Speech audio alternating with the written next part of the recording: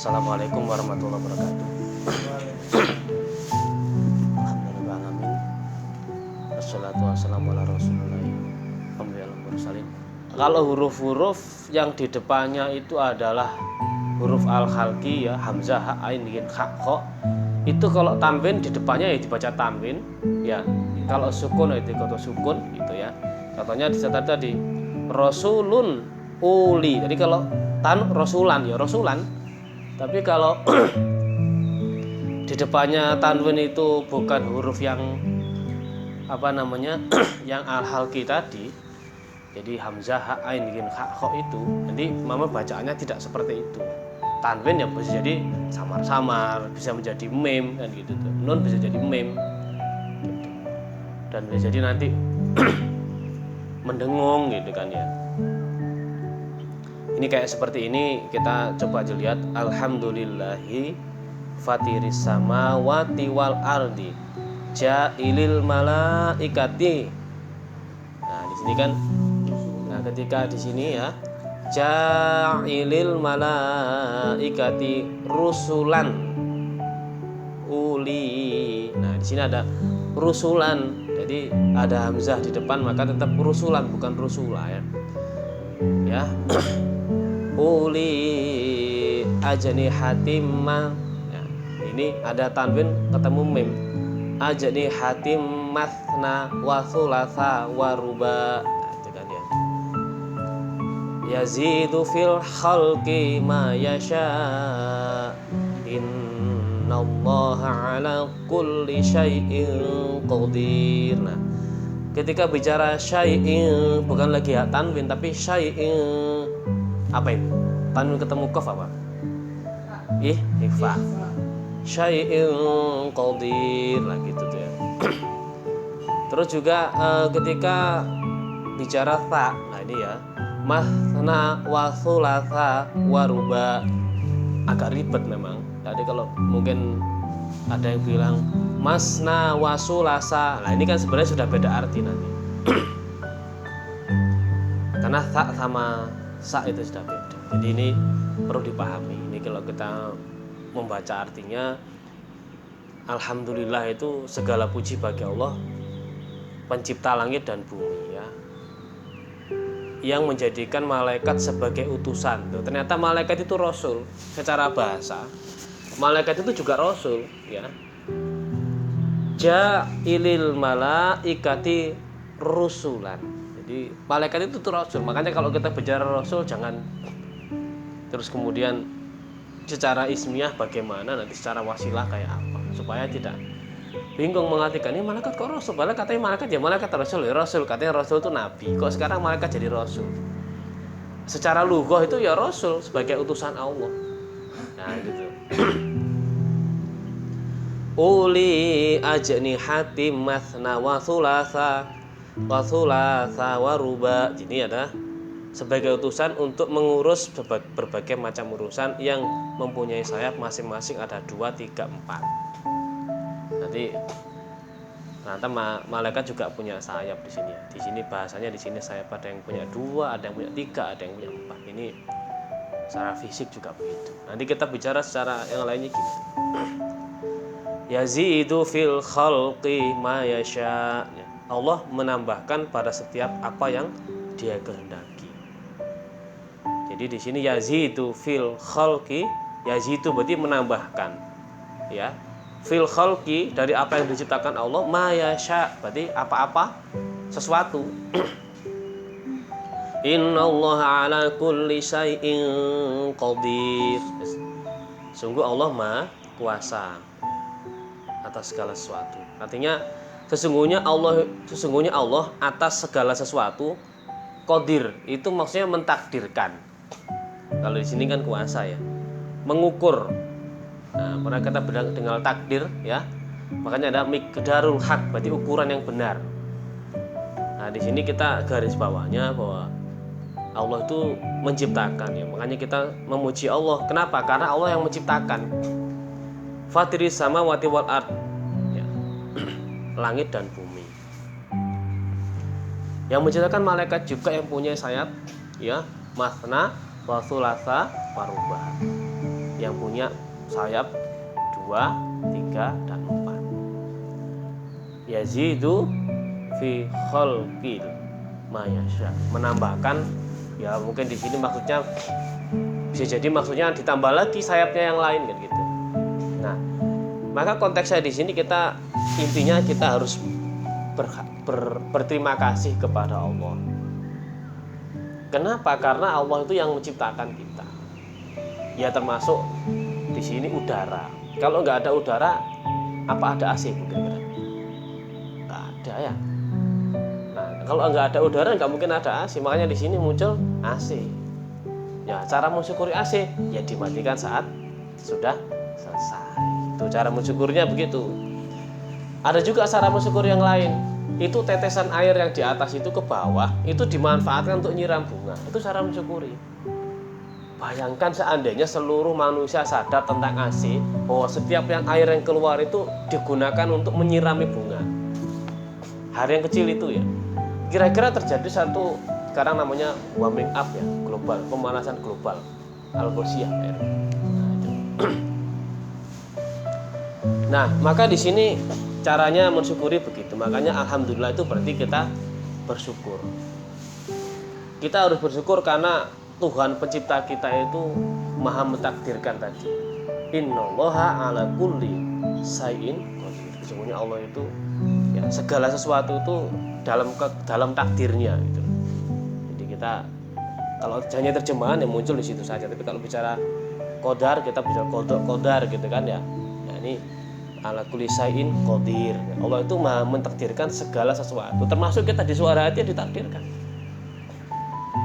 Loh, siapa yang memikirkan terus membayangkan terus tiba-tiba sampai sini? Tidak ada.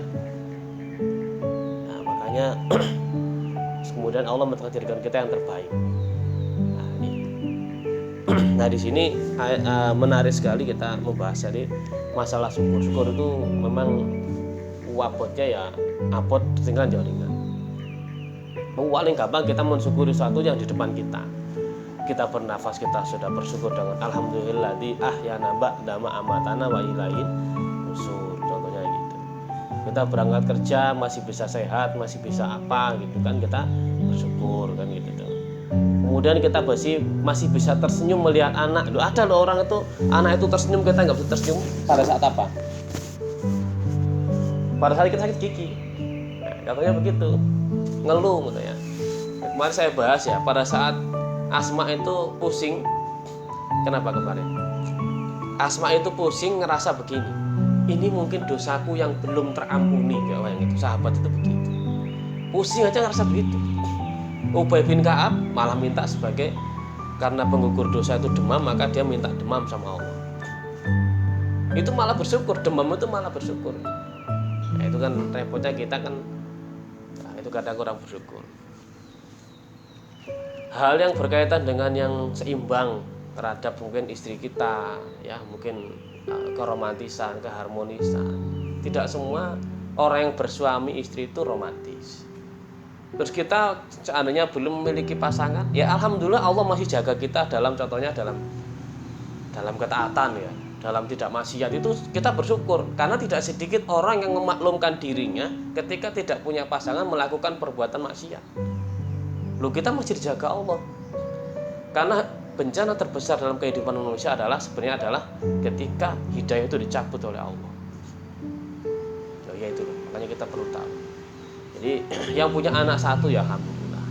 Aku lagi ditakoi, harusnya aku nggak punya anak-anak gitu kan. Ya saya ya santai saja. Saya jawabnya sama ya. Rasul dulu waktu setelah nikah dengan Khadijah berapa lama itu sama Aisyah. Punya anak juga kan? Apa Aisyah terus kemudian lah ya kan ya? Sampai Rasulullah Muhammad meninggal, Aisyah masih muda itu tidak punya anak. Padahal secara bahwa hadis-hadis yang berkaitan dengan keromantisan, maaf ya, berhubungan dengan hubungan intim, Aisyah yang paling tahu. Tapi kenapa nggak punya anak? Aku ya santai. Ya Rasul juga dulu waktu itu nggak punya anak suatu saat itu. Jadi tidak. Terus kemudian kita nggak melakukan. Apakah Aisyah dengan Rasul tidak pernah melakukan? Ya melakukan. Dan gitu. Itu namanya dikatakan di sini kita yakin sama Allah, innallaha ala kulli syai'in qadir. Nah, kalau Allah berkehendak ya, terus tiba-tiba saya punya anak di usia saya 49 sekarang.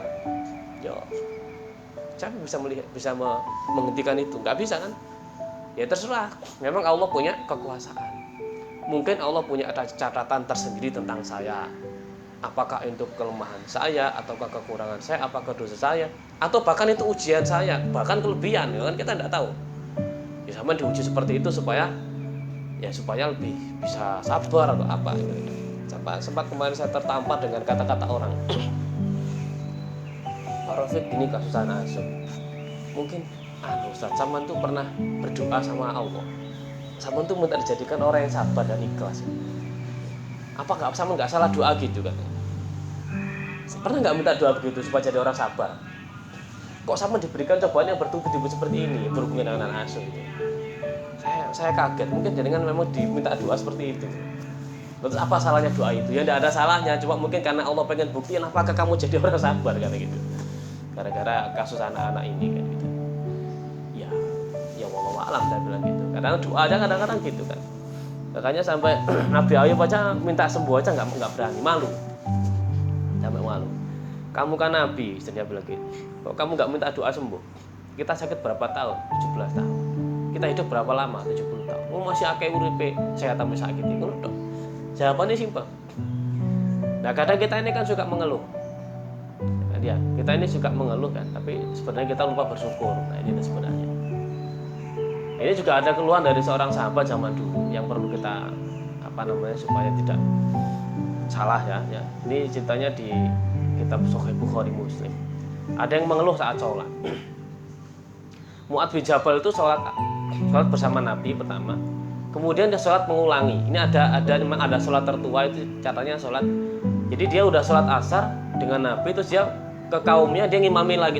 Jadi terus kemudian Mu'adz bin Jabal ini sholat dengan kaumnya membaca surat Al-Baqarah. Panjangannya Mu'adz bin Jabal baca. Ada seorang laki-laki yang karena merasa kepanjangan dia bukan batalkan, disi bahasa kita itu. Sholatnya gasi lah bahasa Jawa. Rasain cepet ya, apa gasi bu ya? Ya pokoknya dia mendahului dengan bacaan ringan. Mungkin kalau Al-Baqarah saya bisa jadi dia baca surat Qul gitu kali ya sampai selesai. Ya, dia nggak ngikutin imamnya. Terus kemudian si Mu'adz bin Jabal ini mengatakan bahwa innahu munafikun. Dia itu orang munafik. Lihatlah. Padahal dia tidak ngikutin imamnya. Nah kata-kata ini sampai kepada Rasul. Sampai kepada laki-laki tadi. Kamu katanya munafik, kamu nggak ngikutin Mu'adz bin Jabal. Nah kata-kata itu muncul, akhirnya si seorang laki-laki itu tuh mengadu sama Rasulullah. Rasul, aku tuh sholat. Terus Mu'adz bin Jabal dia membaca surat sedikit ya paling enggak Al-Baqarah. Terus kemudian saya meringankan sholat saya dan kemudian saya selesai. Dia mengatakan kami ini orang yang menyirami tanaman, kami ini bekerja na'malu biyadin dengan na'malu bekerja dengan biyadina, jadi dengan tangan kami sendiri. Nah kalau kami seadanya ngikutin ya istilahnya kesuwen bahasa kita kan ya. Terus kemudian Rasul mengatakan memanggil Mu'adz ya. Akhirnya ya Mu'adz afatanun anta. Wahai Mu'adz, apakah kamu ingin buat fitnah tentang agama ini? Afatun anta. Sampai 3 kali dikatakan itu. Jadi padahal kalau kita melihat wong sholat kok disalahno kan gitu. Kamu buat fitnah agama. Maka di sini kita perlu melihat.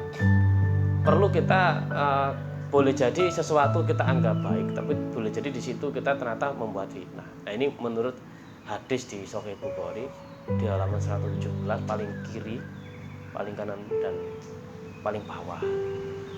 Ada juga seorang laki-laki ya, Rasul bersama majelis taklim gitu. Ada seorang laki-laki dia mau pergi kemana gitu ya, mungkin kayak mau pacul gitu ya. Sahabat itu ada yang membisiki, celaka sekali pemuda itu, laki-laki itu, pemuda ya. Kok ada majelis Nabi, kok dia lewat aja nggak ikut kajian Nabi. Terus kemudian Nabi malah mengatakan, la taqul hadza, jangan kamu mengatakan itu. Jangan kamu mengatakan seperti itu. Gitu loh. Kan dia. Bisa jadi dia itu bekerja. Kalau bekerja itu mengikuti sunnahku. Nah, seperti itu sampean. Pada saat itu ya namanya orang ya siang-siang itu kan biasanya bekerja, kajian. Terus kemudian melihat pemuda yang jalan, kemudian dia tidak ikut majelis taklim, terus kemudian dia kerja. Kita tidak boleh juga mengatakan orang itu kok sangat celaka. Padahal ngaji itu kan baik. Tapi kenapa dikatakan kamu jangan katakan kayak begitu? Gitu. Nah itulah akhirnya di situ. Akhirnya disadar. Termasuk Mu'adz bin Jabal tadi itu mengatakan begitu. Saat ini aku benar-benar ingin menjadi Islam. Karena dimaki-maki Nabi 3 kali. Jadi Nabi itu memaki-makinya dengan cara begitu. Jadi 3 kali. Jadi ya Nabi maki-maki itu karena salah. Lebih parah lagi kan seorang tadi Mu'adz bin Jabal mengatakan munafik. Ya mohon maaf ya, mungkin orang-orang di Arab tuh dalam tanda kutip tuh rata-rata mengatakan ya kata munafik, kafir, fasik kan gitu ya. Dolim gitu kan ya. Kalau Jawa ini kan masih banyak referensi kata-kata, kurang ajar gitu kan biasanya. Gak kata-kata itu. Jadi sebenarnya kalau bisa katakan lebih parah mungkin orang sana mengatakan munafik, kafir kan gitu. Kalau orang Jawa ini masih ada kata-kata kurang ajar, ora jelas, orang ngeragani wong kan gitu dok ya. Lah sana tuh langsung munafik loh gitu. Nah, jadi makanya di sini zaman dulu tuh ada orang nuduh munafik sama muslim ya ada. Makanya kita ini harus betul-betul betul-betul introspeksi diri ya. Itu kadang-kadang saya melihat itu orang nyebut kata munafik itu ya ada ternyata. Zaman dulu sahabat Nabi loh ya. Sekarang kalau ada mengatakan begitu ya kita harus hati-hati. Nah, itu maksudnya itu. Jadi supaya kita enggak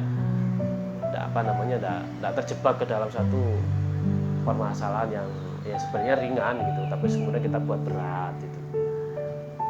Kadang-kadang memang tidak semua orang menganggap yang tidak sepele itu terus kemudian sepele, tidak semua memang. Makanya banyakin ilmu, banyakin baca-baca kitab supaya kita lebih bijaksana dalam bersikap.